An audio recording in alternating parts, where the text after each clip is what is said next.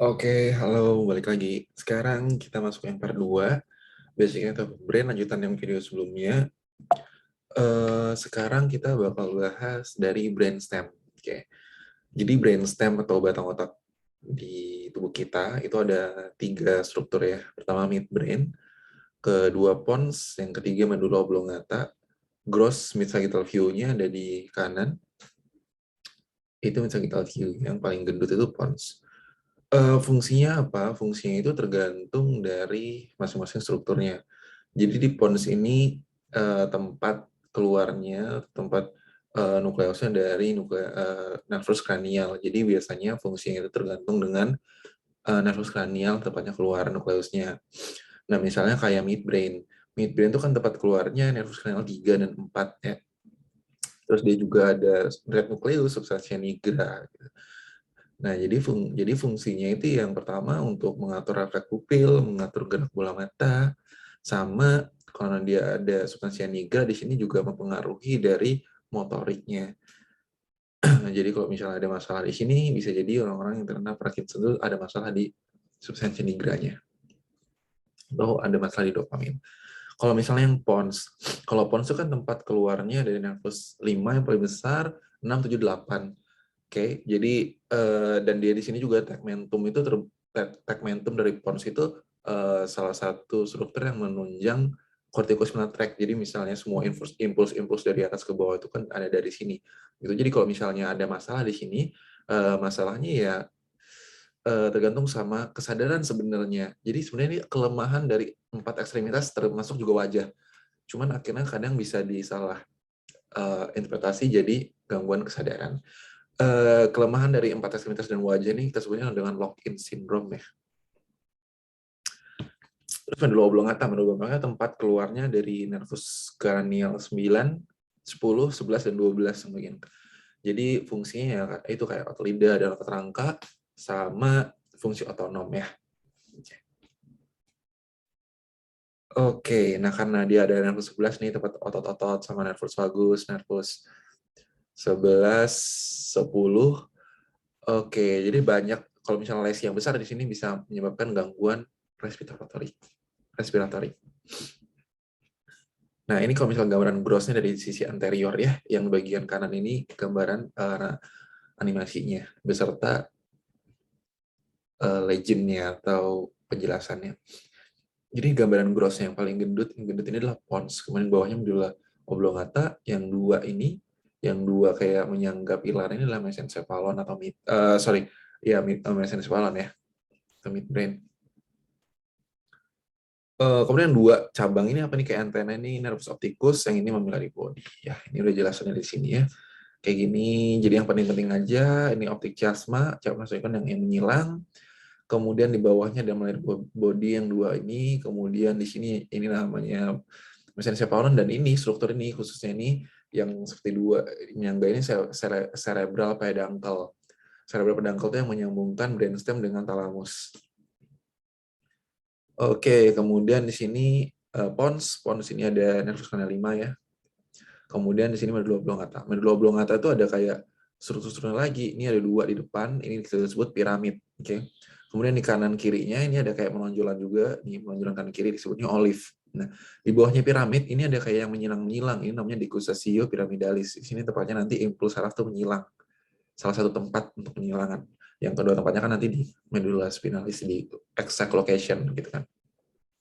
Nah, jadi saya bilang tadi si nervus cranial itu tempat keluaran tuh di brainstem ya terbatang otak gitu.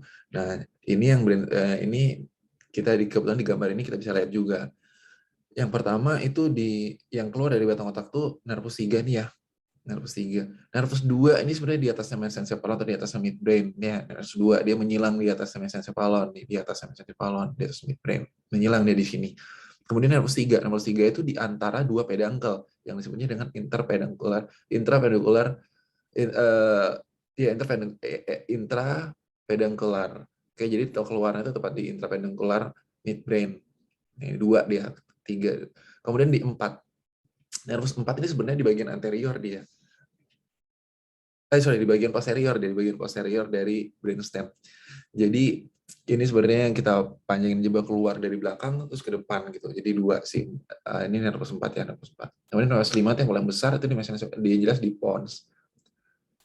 Dua serabut diafran dan afferent. Jadi ini tadi 3, 4, 5, terus 6. 6 itu di medulo ponto. Ponto medullary junction, oke. Okay? Di antara pons sama medula dan di bagian paling medial. Nih 6, kemudian agak lateran lagi 7, kemudian 8, kemudian 7 nih ya, 7, kemudian 8. Nah, kalau ini 7 terus 8 makin ke lateral makin 7, 8. Nah, kemudian itu yang di bagian pons. Nah, bagian di medula ini 9, 10, 11, 12. 9 yang paling bagian superior, kemudian di bawahnya itu 10, kemudian di bawahnya itu yang 11. Nah, 11 ini punya serabut di medula oblongata, punya juga di spinal. Jadi di si accessorius atau nervus 11 ini punya cranial roots dan spinal root. Kemudian itu di bagian ini ya, di posterior dari olive ya, yang 9, 10, 11. Kemudian yang 12 itu di posterior dari piramid. Ya. Di antara piramid dan olive itu yang 12. Kemudian di bagian posteriornya, ini gambaran grossnya, ini gambaran animasinya beserta penjelasannya. Di bagian posterior, ini kita lihat di sini peduncular cerebri nggak terlalu kelihatan ya. Intrapeduncular juga nggak ada kalau misalnya dari belakang. Ini peduncular cerebrinya. Kemudian di bagian belakang ini ada pineal gland. Jadi kalau misalnya kan di talamus nih, talamus di bagian belakang ini pineal gland. Nah, di bawahnya pineal gland itu ada colliculus, nah, superior colliculus dan inferior colliculus. Oke. Superior dan inferior.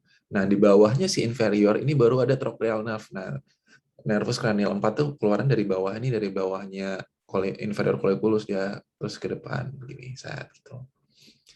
Kemudian, nah di mesencephalon atau di midbrain ini juga sebenarnya dia punya cabang ke cerebellum, dinamainnya superior cerebral peduncle. Nah, tapi kecil tapi dia punya untuk ke sambungan ke cerebellumnya. Kemudian bawahnya lagi itu pons. Nah, di bagian pons, posterior pons itu adalah ventricle 4. Jadi bagian rhomboid shape ini adalah ventricle 4. Terus pons bagian ke belakang itu dia kayak memeluk si cerebellum. Jadi pons itu punya cabang ke cerebellum paling besar, disebutnya medial cerebellar peduncle atau medial cerebellar peduncle. Ini paling gede, bahkan yang inferior tuh kayak kemakan sama medianya. Jadi yang inferior agak sulit untuk diidentifikasi. Kemudian ini pons, belakangnya pons, kemudian di belakangnya si medulla oblongata. Tadi di depannya medulla oblongata kita bisa tahu ada piramid sama olive. Nah, di posteriornya medulla oblongata juga ada struktur. Ada cuneatus tubercle cuneatus dan tubercle gracilis. Ini ke bawahnya jadi fasciculus gracilis sama fasciculus cuneatus itu satu arah. Kalau yang di medial atau yang di tengah-tengah ini kita sebutnya ada G. Jadi ada G berarti gracilis ya, G gracilis. Karena di tengah G gracilis. Kalau misalnya agak luarnya lateral dari gracilis berarti coneatus. Gitu. Ini juga nanti berfungsi untuk corticospinal tract ya. Untuk serabut, mengantar saraf dari atas ke bawah. Oke, itu aja struktur-struktur yang di brainstem. Kemudian kalau kita potong mid sagittal, nah di sini kita mid sagittal nih. Ini mid sagittal nih animasinya ya. Ini dia jadi nggak kelihatan nggak kelihatan peduncle dari mesencephalon, nggak kelihatan dari peduncle cerebellumnya, cuman di sisi gitu. Jadi si pons itu besar paling gendut, kemudian ini pons ponto medullary junction, kemudian ini si medula oblongata, terus di accusationnya di sini. Nah, di ventricle 4 ini yang paling jelas kalau misalnya kita mid sagittal berarti kita lihat dari cerebral aqueduct. Cerebral aqueduct itu lanjutan dari ventricle 3 ya, ventricle 3 nanti dihubungkan oleh cerebral aqueduct itu di midbrain lanjut ke ventricle 4 gitu. Di ventricle 4 juga ternyata ada choroid plexus yang harus produksi untuk memproduksi CSF. Gitu. Oke. Terus di belakangnya tadi kan di atasnya superior colliculi ada pineal gland. Oke. Oke. Itu aja mungkin ya. Kemudian ini tadi tempat keluarnya nervus kranial ya. Ini kalau misalnya kita lihat gambaran anatominya itu dari bagian kalau udah inferior ya seperti ini, inferior antero inferior. Oke, ini dia medula spinalis ke atas, medula oblongata, pons, dan mesencephalon. Berarti nggak kelihatan kan dia gabung karena ketutupan di si gendut ini. Jadi ini olfaktori, kemudian optik menyilang. Di sini ada cerebral peduncle, berarti di sini ada oculomotor. Terus dari belakang cerebral peduncle berarti keluar trochealis. Kemudian yang paling besar ini si nervus 5 atau trigeminal. Kemudian pons, pontomedulari berarti ada 6, 7, 8. 6, 7, 8. Kalau misalnya udah masuk di medula berarti 9, 10, 11. Kemudian di tengah-tengah atau di dekatnya si piramid berarti ada 12. Ini gambarannya gampang digambar begini ya, cerebral peduncle, interpendicular peduncle, ini ada nervus 3, dari belakang dia nervus 4, 5, 6, 7, 8, 9, 10, ini 9, 10, 11, ada 2 cabang, 11 kranial, 11 spinal, kemudian 12. Ini piramid, ini olive. Ini sekedar kuis saja, apakah ingat nggak sih di mana lokasi-lokasinya? Ini udah gampang banget sih, tadi udah jelasin berulang-ulang kali ya. Di K ini adalah olfactorius, ini yang menyilang berarti opticus, yang satu ini adalah oculomotorius ya. Yang 4 nggak kelihatan dia karena di belakang. Pons 5 ini berarti trigeminal, kemudian pontomedulari berarti di sini ada abducens, facial, vestibulocochlear. Kemudian udah masuk ke medula oblongata berarti di sini glosopharyngeal, vagus. Terus di sini ada yang panjang nih, berarti panjangnya ada yang cranial dan spinal, berarti ini adalah 11 atau sensorius, dan ini yang 12 di dekat-dekatnya si piramid adalah hipoglossus. Oke, kemudian yang cerebellum ya. Lanjut di belakangnya brainstem. Cerebellum sih juga sama kayak cerebrum, dia dibagi menjadi beberapa lobus. Ada lobus anterior, middle, dan flocunodular. Fungsinya gimana? Fungsinya tergantung ya. Kalau anterior sebenarnya untuk sama sih, cerebellum itu fungsinya adalah untuk motorik ya, untuk motorik.